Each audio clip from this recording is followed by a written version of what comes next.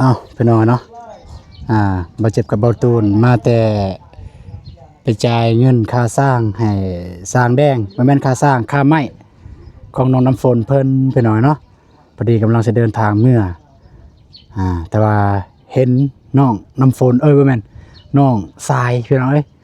น้องทรายแต่บ่ได้ชื่อว่าน้องทรายแม่นผู้ที่เบานงเบาหยังเบาเตียงเคยถ่ายพี่น้องเอ้ยเพิ่นเห็นเพิ่นมาเฮ็ดเวียกอยู่นี่บ่ฮู้ว่าเพิ่นมาเฮ็ดหยังพี่น้องเนาะจ้ะเอากราบทักทายสบายดีเด้อสบายดีพ่อแม่พี่น้องหมดสุขุสุขคนก็ยินดีต้อนรับอาตูนแนลเส้นเก่าเส้นเคยพี่น้องเนาะกำลังว่าจะเดินทางเมื่อพี่น้องเอ้ยเนาะก็เบาเจ็บพอดีเห็นน้องทรายน้องทรายเพิ่นมาเฮ็ดเวียกอยู่นี่บ่ฮู้ว่าเพิ่นของเพิ่นเองบ่หรือว่าเพิ่นมาเฮ็ดมาซอยหรือว่ามารับจ้างบ่หรือว่าแนวใดพี่น้องเนาะนี่เพิ่นมาตากแคมแบบนี้นี่อันนี้คือใบแคมเด้อพี่น้องเอ้ยอันนี้คือใบแคม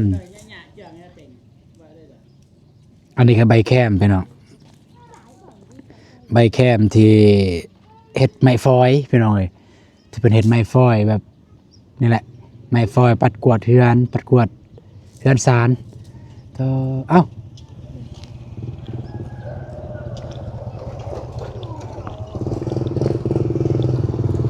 บ่มีกระบอกสายจัก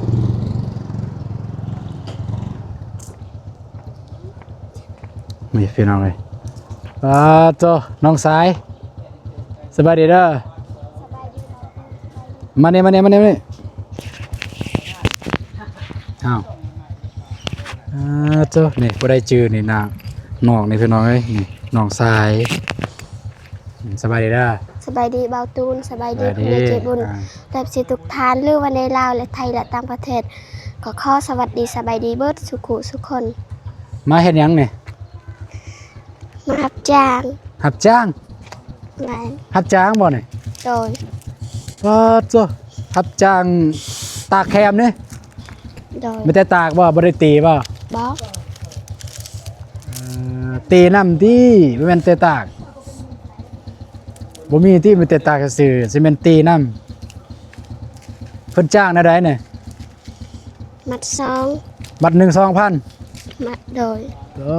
มัด1 2,000แสดงว่าใส่เจ้าของแคมนี่อยู่ไสอันนี้บ่โดยเจ้าของแคมว่าสิถามว่าแคมนี่ไปตัดเอาอยู่ผู้บ่แล้วมาซื้อเอาซื้อมัดเท่าไรซื้อน้ำเขาโลเท่าไรฮะโล5,000บัดขายต่อเด้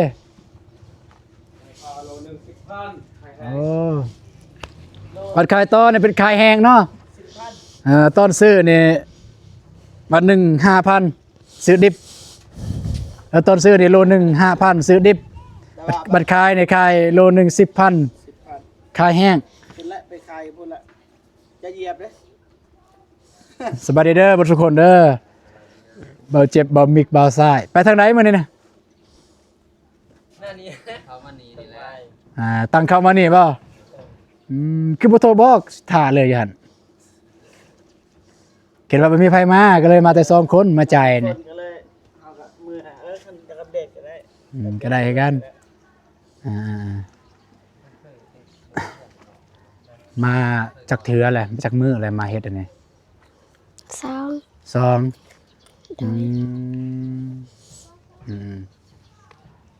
นี่พี่น้องไอ้เพิ่นน้องเพิ่นมารับจ้างบ่ได้ง่ายเด้เบาเจ็บเอ้ยแล้วโดยคือว่าเห็นหยังพุ่นยังหลายอยู่ผักพรจันตีบ่เบิดด่างตี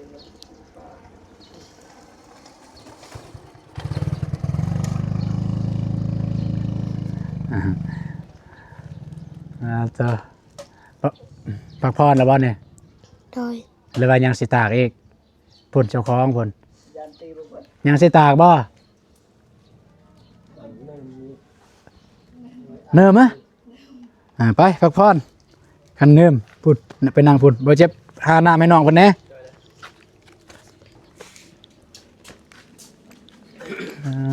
หรือว่าจะกินมักแตงโมบ่มักแตงโมก็มีหวานบ่ สวัสดีเด้อนี่เด้อ หวานหวาน สวัสดีเด้อนี่ ม ไปอยู่ใต้นุ่งสบายเด้ออันนี้ แต่ว่า มัน เอา อาย เอา นะ แป้งบ่ มักแตงก็ได้กินหลายคน กินน้ำกัน อืม จะเอามาแต่งก็เอากินสามัคคีอืม มีเอลเจเด้อ เดี๋ยวครับปุ๊เอาเด้อเอาหมวยนี่ พอดีกำลังว่าสิเมือเฮากะ นี่บ่ แม่นเพราะว่าจ่ายเงินเรียบร้อยแล้วแล้วก็สิออกเมือแต่ว่าเห็นน้องเพิ่น จบเดี๋ยว เห็นน้องเพิ่นลากกกแคมหั่นลากก้านแคมมันเป็นกกลากแกะก้าน เอาจานมา คันว่า เอาแม่นจานนะ ฮู้อีบ่พวกนี้ กระถาดจาน บ่ฮู้เนาะลูกหักเบานุ่ง นี่บ่ แม่น โอ้ ลูกหักเบานุ่ง ซื้อที่ให้เรียบร้อยเลย แม่นเบานุ่งแล้วเด้ผู้ที่มาอัปเดตทุกมื้อทุกเช้าทุกแลงซื้อดินซื้อไม้ให้น้องเพิ่นน้องทราย นี่เลย แม่น อันนี้เบาซ้าย มันเบาทราย อันนี้น้องทราย ทราย อืมเพิ่นก็เกือบว่าสิได้อันนั้นแต่ว่าก็แต่ว่าซื้อแล้วซื้อไม้ซื้อที่ซื้อไม้เป็นที่เรียบร้อยแล้ว เรียบร้อย แมนก็ยังบ่ครบเพิ่นแล้วนี่ปัญหายังบ่ครบมันบ่ต่างหยังกับน้องมันน้ำฝนบ่ครบเนาะลายยางของน้องน้ำฝนมันบ่ครบเป็นนางเบิ่งนั้นเนาะมันบ่แจ้งบ่สายเนาะเพิ่นมันบ่แจ้งนี่ ไปดีกันเด้อ เลยจุดประสงค์เนี่ยสิไปทางใดเอาแต่ อันนั้นครับเพื่อนน้องน้ำพ่นน่ะ กับเพื่อนน้องน้ำฝนบ่อืมหรือว่าน้องเพิ่นยังบ่อยู่เมื่อกี้อยู่นี่ เมื่อ เมื่อแล้วก็ไปอัปเดตอยู่เฮือนพุ่นก็ได้ สิพาไป อืม ดูเพื่อนอยู่ มาละเด้อเอาหายลง ดูอยู่สิบงานเอาอยู่ ไป ไป กิ ต น ลอด แล้วบูบ่ทันเคยเขา เขาใช่เคยบ่ แถวเฮือนเบาฝน ถามว่าน้องน้ำฝนก็พูดสิพาไปแล้ว เดี๋ยวเขามาก่อนรอทั้งหลายเบาลง อ๋อเบาน้องเพิ่นให้มาเข้ามาก่อนเพิ่นจะเข้ามาทางนี้กันบ่อืมเอาละมาก่อนเลย อ่านอะไรนี่ เล่นปลาก่อน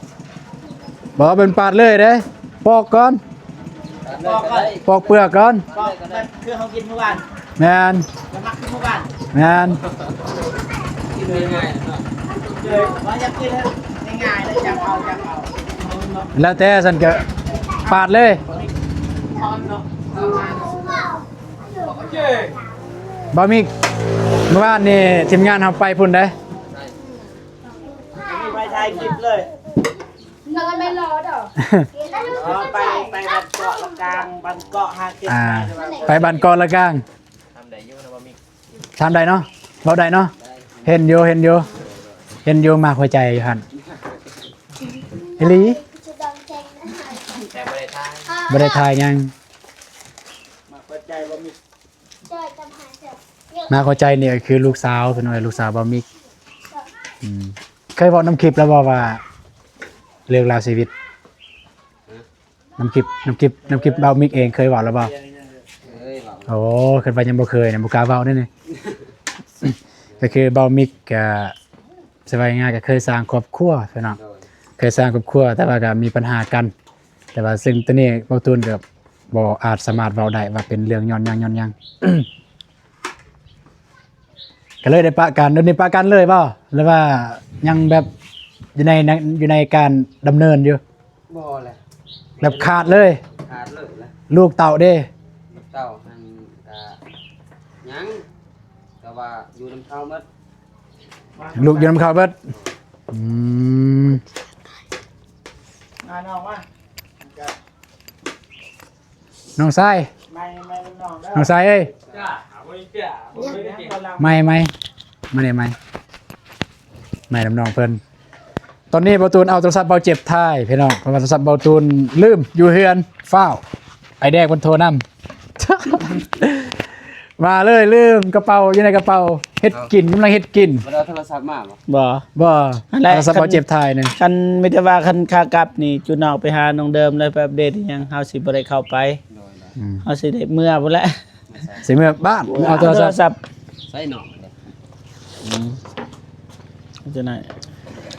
นี่เด้ตัวนี้ให้น้องเพิ่นเมื่อเอาเมื่อก็ได้ ว้าวซื้อใหม่ก็ได้ ซื้อใหม่ ก็เอาเมื่อนำนะยัน มันนี่ มาอันนี้ จ่ายแล้ว ก็ได้ถ่ายคลิปบ่ข่าววันนี้ หืม ข่าวไปวัน บ่ ถ่ายบ่ พอไม่ได้ได้ เอาบ่ได้ถ่าย เห็นแต่อยู่อันนั้นเนาะ TikTok TikTok ลงแต่เกาะละกลางบันเกาะบ่ลงบ่ตูนเห็นข่อยน้อยเดียว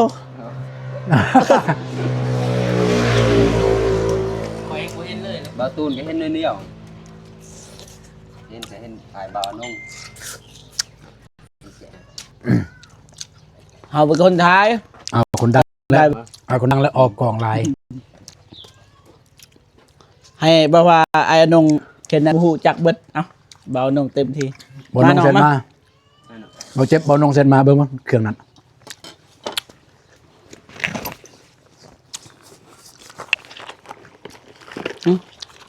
โทรศัพท์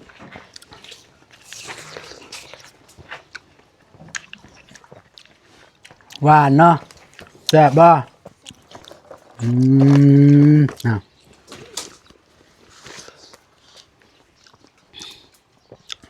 หักจ้างเนาะแฮมไล่ไล่ น้องน้ำฝนเพิ่นมารับจ้างพี่น้องเป็นน้องสายน้องสาย ลงเลยดุนเอาไปเลยมาน้องสายน้องน้ำฝนเพิ่นมารับจ้างนำนาบาวเนี่ยอันนี้พี่น้องของบ่ตูน เขาเจ็บไป นี่พี่น้องเพิ่นก็ใจดีจ้างทางน้องเพิ่นมัดหนึ่ง 2,000เพิ่นจ้างแต่ว่าถือแต่ว่าแพงอะเด้มัดหนึ่ง 2,000แม่นอยู่นี่ก็จักเท่าใดมัดแล้วนี่คันน้องเพิ่นตีได้ปะเพิ่นจ้างให้น้องเพิ่นมัด แต่ว่าเพิ่นขายเป็นโลมันลงว่าจังได๋ จ่ายเงินแล้วบ่ให้ไอ้แดงเอาก็ส่งรูปให้เราเบิ่งเฮาอยู่นำไผตอนนี้เอาเด้อน้องชายเด้อบ่อิ่มก็สิซื้อและไปกินอยู่เฮือนอีก น้องชายของน้องสาวเด้น้องหยังแหละซื้อจังได๋แล้วลืมเลยฮะเพราะ ไม่ น้องของเจ้าอัน สาลิน น้องซาลินเราไปไสเราอยู่ไส ใช่ อยู่เฮือนบ่ ผู้หญิง นี่คือกัน หรือว่าไปน้ำพ่อน้ำแม่ ลูกกกบ่ ไม่ลูกกกน้องซาลินอยู่ไสอยู่เฮือนบ่หรือว่าไปทางอื่น ไปเล่นไปเล่นคือบ่มารับจ้างน้ำน้อง เรายังน้อยนะ ไม่อยากเห็นปานใดเด้อพี่น้องเอ้ยมันเลือบแน่ ก็ย้อนกล้องก็ว่าแน่ อ้าว รถขนาดมือเจ็บ เดี๋ยวจะไปนั่นเบิ่งนั่นแหละได้ครับ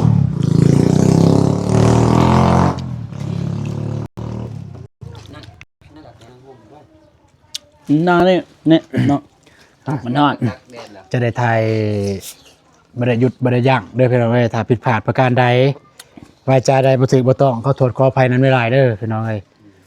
ว่าแต่ถ้าเบาเจ็บหยุดบ่ได้กันหยุดแล้วมันค้าง ข้างนี้ บ่มีหยุดบ่มีตัด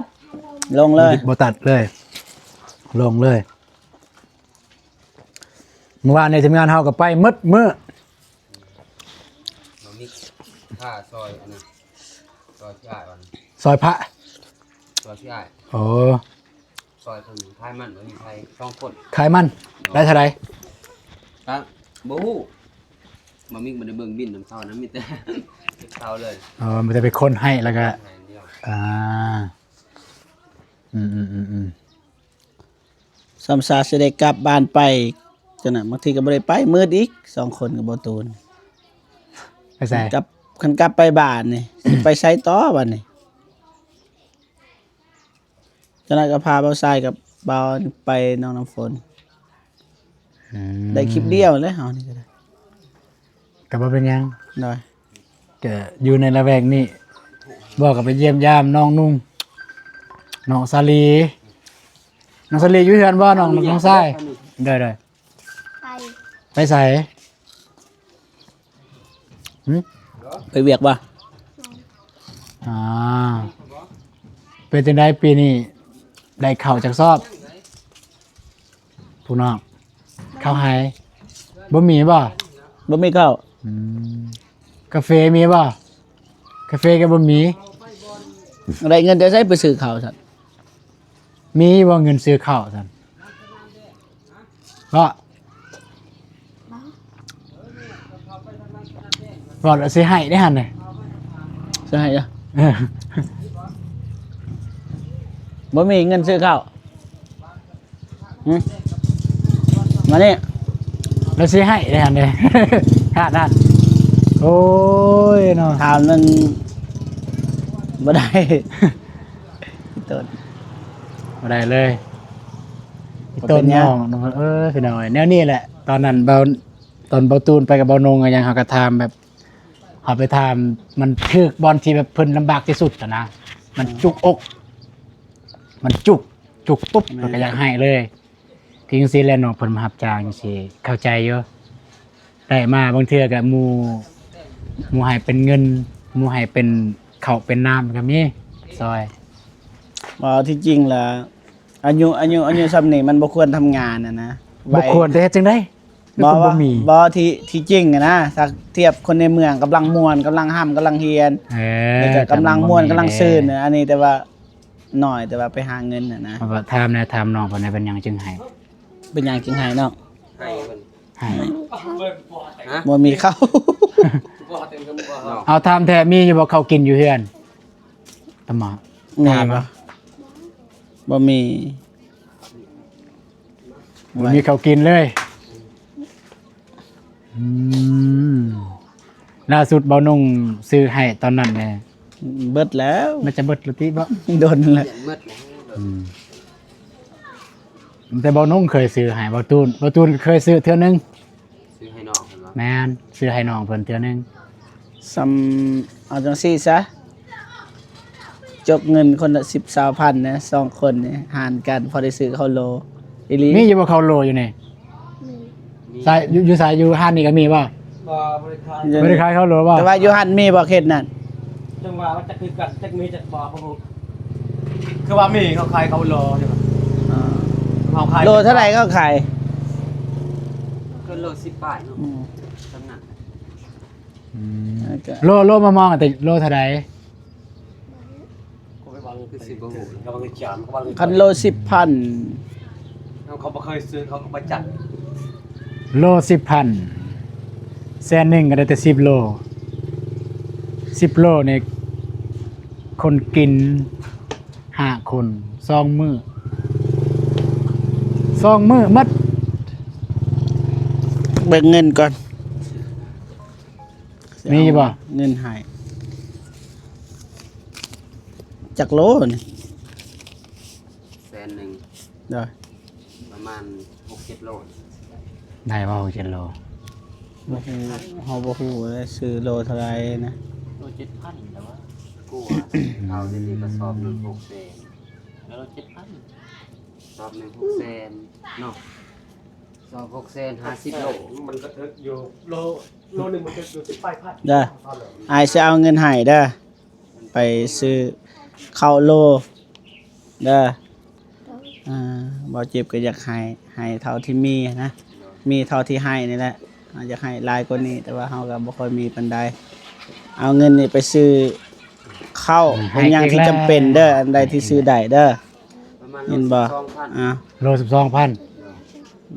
เสร็จน้ำตา 10 โลมันคือ6 สิให้หลาย เนาะ อ้ายเนาะ โล พี่น้องเอ้ย 12,000 จักสิเว้าเลยต้น ประมาณในมือหนึงเนี่ยเราหับจ่ายนี่เราได้เท่าใดได้บ่ซ้ำ50,000บ่อันนี้ อาจารย์เป็นปีมันสิก็บาทแล้วอย่าเกือบกับกูตาแล้วบ่ อ่า พวกประจำประมาณเติม แล้วสมมุติว่ามื้อนี้เนี่ยได้เท่าใดสมมุติว่าคันสมมุติว่าเราตีแคมเนี่ย สมมุติ ได้ว่า ตี 20,000 เบิดนี่นี่ตัวอ เบิด ย่าง นี่บ่เบิดดอกเราตี บ่เบิดบ่ บ่เบิดบ่เบิดมันลายได้เนี่ยๆๆขึ้นมาน้อยบ่ฮอดพุ่นพี่มานี่ แคม บ่นะนี่นะแต่นี่มันนี่นะ อ่า ยังน้อย จะได้ยุด8 โล 8 โล 8 โล อ๋อโอเค 12 ได้แล้วพอได้กิน พอได้แบ่งเบาภาระหน่อยนึงจากมือ2มือนะเอาให้นี่ก็ได้ หายเลยเนาะ ตามใจ อันนี้ก็แสดงว่าพักผ่อนจักหน่อยในบัดแรงๆนี่มาอีกเนาะมาตี้บัดนี้ตอนนี้พักผ่อนจักมือตาม เนาะ 3 มื้อ บ่เจ็บเอาแน่หน่วยหนึงให้น้องเพิ่นนะหรือว่าตัวนี้เลยบ่ ตา บ่คือ ตอน แล้ว นี้เฮากินแล้วตอนนี้ให้เฮากินเลย เอา ซะ หน่วยหนึงบ่ซะบ่มีไกจับไปนะ เลือกเลยมาอยู่ ตอนนี้นี่คอสะเทิน เนี่ยปาดเลย จ๋าเดี๋ยวไปเจ้ามา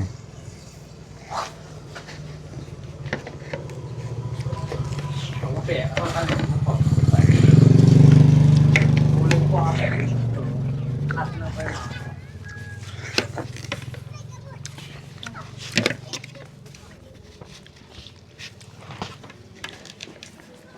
ได้ปะ เอากินอันนี้ก่อนบ่งพอมีแห้งพี่น้องเอ้ยบ่แม่นว่าเลือดเด้อพี่น้องนี่นะมักโม่ยัน มักแตงโม ยัน AI บ่เข้าใจ เข้าใจอยู่ มาเลยก็เกาะเมื่อตักให้ไหล ยังเกาะไปเกาะ ไอ้มาไม่เดิน เลยเด้อ ไอ้มาไม่เดินกะเอาไหวมาไม่เดินนายมาไม่บอกยูบอกมาทำไมกะ เอาไปกินกับแม่กับน้องเด้อมักแตงโมหั่นแล้วก็เงินก็เอาไปให้แม่เด้อให้ซื้อข้าวได้ มีกล่อง จักหน้อยนายบ่าวสิไปหานายบ่าวสิไปเบิ่งว่าข้าวที่ร้านซื้อได้เท่าใดเห็นบ่สมมุติว่ามันนายบ่าวไปแล้วนายบ่าวไปเห็นข้าวเนี่ยแสดงว่าร้านในตัวนายบ่าวได้ บางทีเขาไปสระเขากินเบิดเด้ บอกบ่เบิดบ่แรงนี่ก็ไปหาแล้วมันเลย แมลง สมมุติว่ามันแรงเด้ อ่า แมลงบางทีบ่ทันซื้อ เดี๋ยวเอาไปซื้อข้าวเด้อ มีว่าของขายเขา คันร้านได้อับจ่ายนี่เพิ่นร้านได้เท่าใดก็สมทบ คือว่ามีเขาขายเขา เอาเงินตัวนั้นมาสมทบใช้แล้วก็ไปซื้อเด้อ เขาหันใหญ่แล้วเขา เอาเด้อ คือว่ามีเขาขายเขาเป็นเด้อ อ่ะไป บ่มี นั่ง เอาเด้อ นะ บ่ใส่เอาเด้อพอเด้อตามสบายเลย ให้ทางน้ำตากินมักโม่ บ่แม่นน้ำมักโมเด้อมันไหลน้ำตา มัน ที่จริงเฮาเว้าเฮาก็หัวแน่บ่อยากให้น้องเพิ่นให้นะบ่อยากให้เป็นเสา ทำว่าให้ว่าเฮ็ดบ่อยากให้นะ มันบ่คักบ่สึกว่าคันเด็กน้อยให้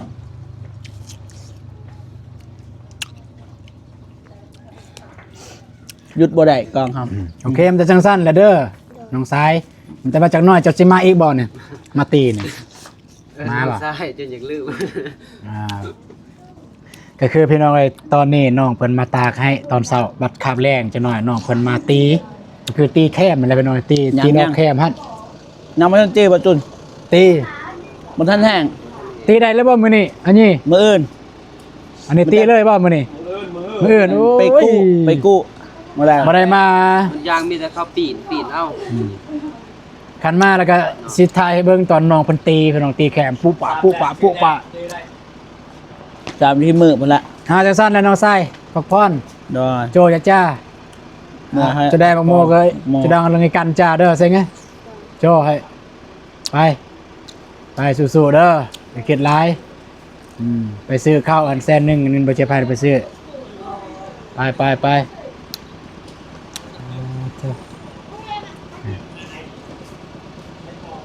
ที่ต้นน้องเพิ่น มันเพิ่งเหมือน สิถามเบาเจ็บรู้สึกจังไดเห็นน้องเพิ่นให้ จากที่ว่าปกตินี่เฮาต้องเฮาให้นำมันนะคันเห็นเด็กน้อยให้คือแต่ละเทื่อไปก็ไปเตียงหยังให้นํแต่ว่ามื้อนี้บ่ได้ให้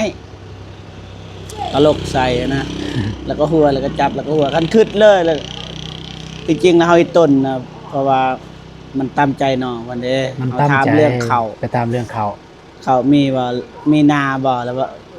ฮู้แล้วเราบ่มีนาแต่ตอนนั้น โอ้บ่ตูนก็ฮู้แล้วแต่ว่าอยากถามสิที่จริงนะ กูแล้วเราบ่มีนานะมันก็เลยเฮาถามว่ามีข้าวบ่ได้จักสอบแล้วก็ว่าบ่มี แต่มันตั้มใจเลย ตามใจแล้วที่จริงน้องอายุปูนนี่แบบปานนี้อะนะอายุยังน้อยนี่กำลังม่วนกำลังไปลิ้นไปนี่แต่ว่าน้องเพิ่น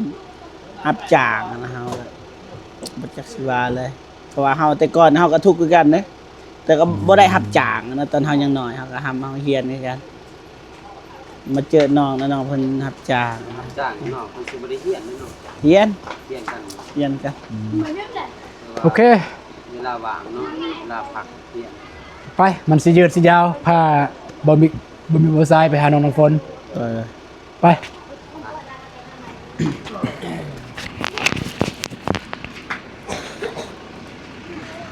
นี่พี่น้อยเพิ่นมาแต่หัวแต่ส่วนจ้ะ โอเคพี่น้องเอ้ยก็บ่ได้มีหยังหลายสำหรับคลิปนี้ทางเบาเจ็บเบาตูนว่ากำลังว่าสิเดินทางกลับพอได้เห็นน้องทรายเพิ่นตีแคมรับจ้างพี่น้องทางเพิ่นจ้างให้ก็มัดหนึง 2,000 กีบแล้วก็เบาเจ็บกับเบาตูนแต่เบาตูนได้ถามทางน้องเพิ่นเรื่องข้าวเรื่องน้ำน้องเพิ่นให้พี่น้องเอ้ยมันตามใจน้องเพิ่นให้แล้วก็เบาเจ็บก็ได้จกเงินให้100,000เพื่อไปซื้อข้าวกิโล ถ้ามีเงินหลายก็จะได้ซื้อจะได้ให้หลายอยู่แต่บ่หลายโอเคไปเดินทางพี่น้องเดินทางต่อมาแต่เจอกันในคลิปต่อไปพี่น้องเอ้ยไป